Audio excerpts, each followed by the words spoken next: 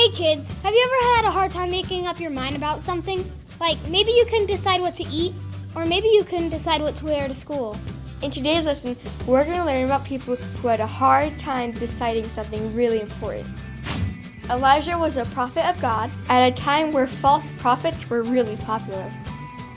A prophet was someone who heard messages from God and told them to God's people.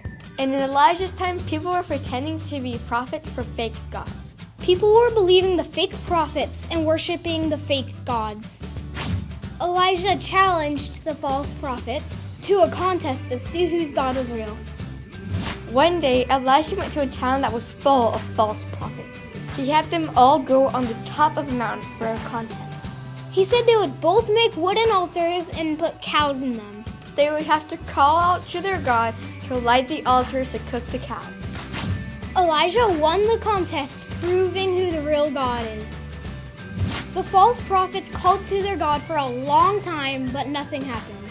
He had the people dump water on his altar 3 times. It was soaking wet and surrounded by water. How was it supposed to catch on fire? But he called to the real God, and guess what? The altar was swallowed up in flames. Then he said something really important to the people. Memory verse. How much longer will you waver, hobbling between 2 opinions? If the Lord is God, follow him. Elijah proved who the real God was, and now the people have to decide who to follow. Only you can make up your mind to follow the one true God.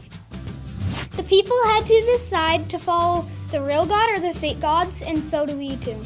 No one can choose to follow God for us, not even our parents. It's up to us to decide if we want to follow the real God.